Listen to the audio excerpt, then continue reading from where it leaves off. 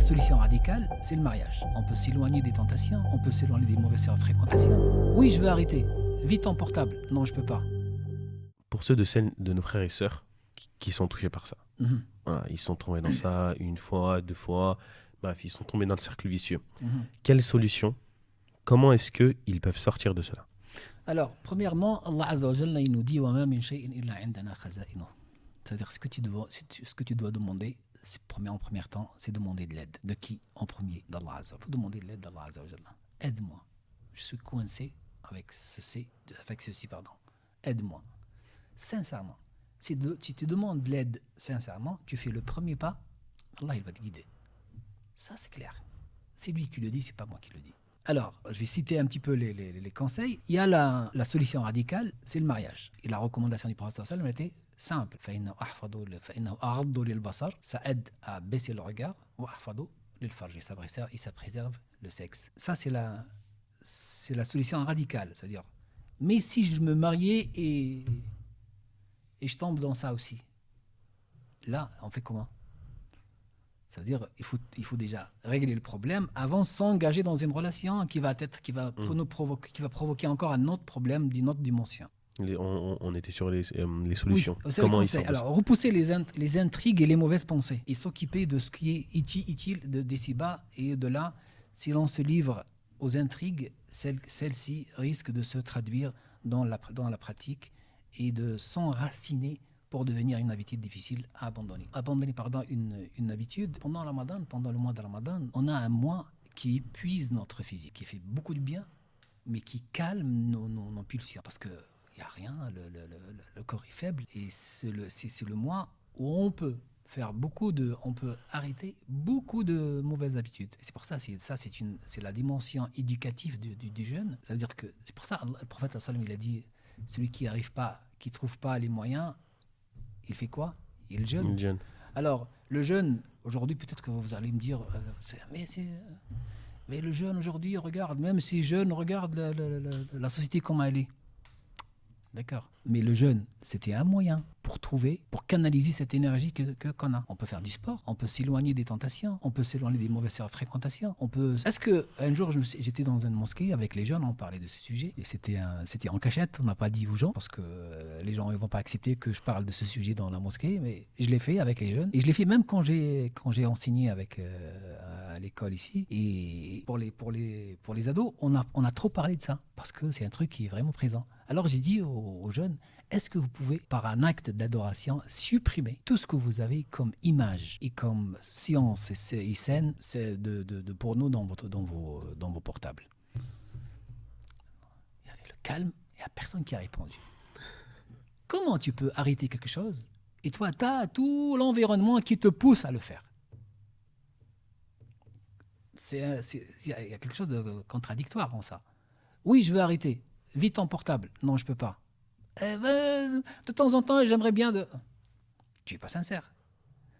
Soit tu le fais pour Dieu et pour toi et pour ton avenir, parce que quand on voit les conséquences sur notre capacité à se concentrer, capacité à avoir des bonnes relations, ça touche énormément de choses.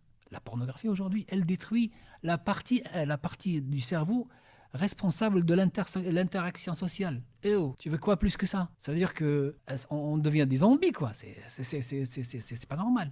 Et c'est pour ça que le musulman doit prendre cette... C'est vrai. Moi, j'ai dépassé les quarantaines. Quand je parle de ça, je suis marié, j'ai dépassé les quarantaines. J'ai pas les pulsations d'un jeune de 12 et 13 ans, ou 14 ans, ou 15 ou 17 ans. Parce que c'est énorme. Mais si tu t'occupes au max, tu fais du sport, tu t'éloignes, tu trouves un groupe qui t'aide à rester sur le bon chemin. Parce qu'il y a la fréquentation aussi. Allez, un jeune qui décide de faire ce pas, il supprime tout, mais il fréquente toujours des jeunes qui eux, ils en passent cette limite. Il va tomber encore. C'est comme la cigarette. J'ai accompagné un jeune une fois sur ce truc. Il a arrêté ça, il a commencé il a arrêté cette mauvaise habitude, il a commencé une autre. Pourquoi? Parce qu'il a fréquenté des gens qui ont une autre mauvaise habitude. C'était moins grave, que la masturbation, mais c'est une mauvaise habitude.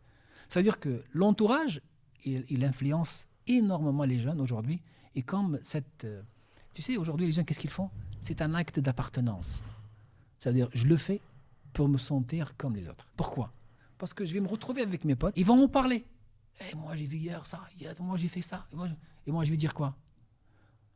Au début, ils commencent, les gens qui ne le font pas, au début, ils commencent à mentir. Ouais, moi, j'ai vu, c'est juste du mensonge. Et après, son cerveau, il va pousser. Mais t'arrêtes, tu n'es pas moins qu'eux. Fais quelque chose. Toi aussi, tu fais pour que quand tu parles, t'as le... Tu sais de quoi tu parles. Ouais. Et ça, c'est pour ça, l'entourage, c'est quelque chose de... Alors, baisser le regard, ça, on l'a déjà dit, car le fait de regarder les personnes et les belles photos et les dessins sans restriction peut conduire à l'interdit. C'est pourquoi Allah Azza wa Jalla dit aux croyants de baisser le regard. وَقُلْ لِلْمُؤْمِنِينَ يَغُضُّوا مِنْ أَبْصَارِهِمْ. Subhanallah, tu te dis, mais comment ça ? Le Coran, il nous dit, baisser le regard. Oui, baisser le regard, parce que c'est Dieu qui nous a créés. C'est Dieu qui nous a créés, il sait comment on fonctionne.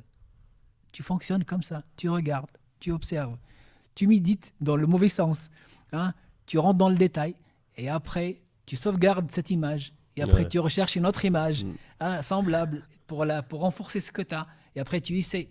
C'est un mécanisme. Soit tu le stoppes dès le début, soit il est à l'intérieur de toi et tu ne peux pas le gérer après. Après, il y a les hormones qui jouent. C'est pour ça, baisser le regard peut aider à stopper, à faire face. Alors, il y a quelque chose d'autre aussi qui est très important, s'occuper au maximum. J'ai vu une fois une interview de Teddy Riner, le champion olympique. Là. Et le journaliste lui dit, mais toi, t'as grandi dans un quartier, mais incroyable. Comment t'as eu la chance de sortir comme ça, un champion, devenir quelqu'un comme ça ? Il lui a dit, ma mère, là c'est un conseil, il a dit, ma mère m'a élevé toute seule. Et elle ne m'a pas laissé une seconde pour respirer. J'ai fait tous les sports qui existent. Le foot, le basket, le judo. Au point où je rentre à la maison pour manger et dormir. Il a dit, j'avais pas le temps de penser à autre chose. Et c'est ce que je conseille aujourd'hui. Occupez-vous. Ne laissez pas le... Parce que, regarde, le cerveau n'aime pas rester dans le neutre. Soit il fait quelque chose, soit il fait quelque chose. Tu dis, ouais, je fais rien. Non, il n'y a pas rien. C'est comme le stress. Le stress, qu'est-ce qu'il fait ? Pardon, c'est quoi le stress ? C'est que quand tu es tout seul, avec tes idées, soit tu as peur de ce qui va venir, de futur, soit tu es triste de ce qui s'est passé dans le passé. Enfin, de ce qui s'est passé, quoi. Ça veut dire, soit tu ramènes quelque chose du passé, tu la décortiques, tu l'analyses, tu lui rajoutes des émotions, et là, tu es stressé à cause de quelque chose qui s'est déjà passé. Soit tu as peur de quelque chose qui va venir, tu la ramènes avant le temps, et tu ne vis pas le moment présent. Et c'est ça le stress. La définition, c'est ça. Ça veut dire quoi ? Le nefs, elle marche de la même façon. Si tu ne l'occupes pas à faire quelque chose de bien, elle va s'orienter, elle va s'occuper toute seule. Elle va dire, ouais, regarde, j'ai ça, j'ai les films. Bah, regarde, clique. Et là, je dois signaler un petit truc. Quand on prend, regarde, aujourd'hui, les algorithmes d'Instagram, et Facebook, ou TikTok et tout ce marché d'esclavage que j'appelle moi d'esclavage, je l'utilise, hein. Je ne vais pas dire que je ne l'utilise pas, mais j'utilise. Maintenant, de nos jours, on a besoin quand tu veux développer quoi que ce soit.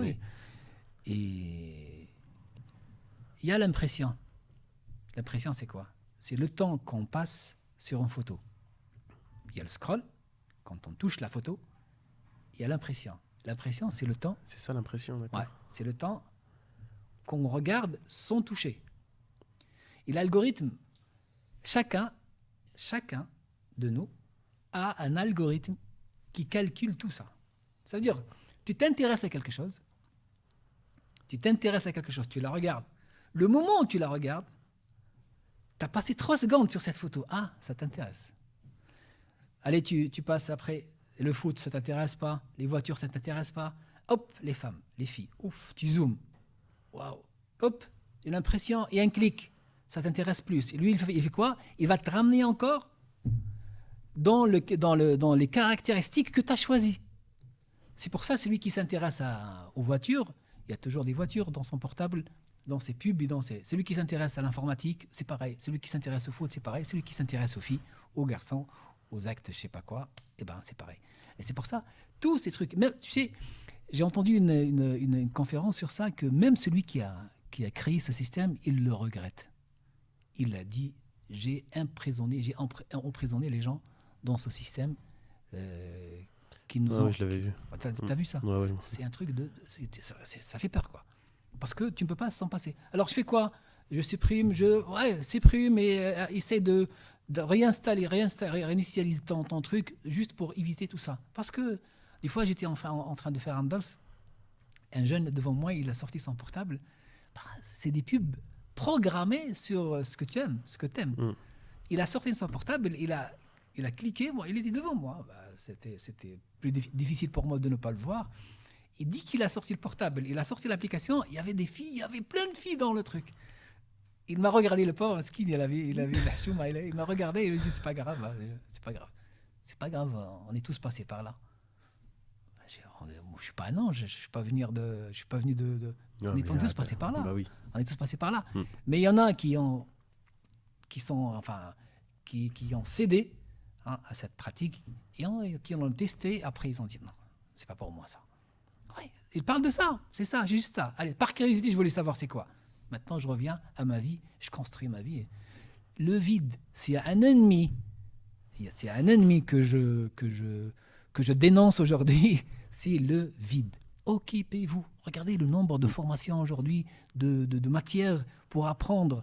Les gens, ils font de l'argent sur Internet avec rien du tout. Et toi, tu passes des heures et des heures et des heures à regarder soit regarder leur vie, soit regarder des débilités.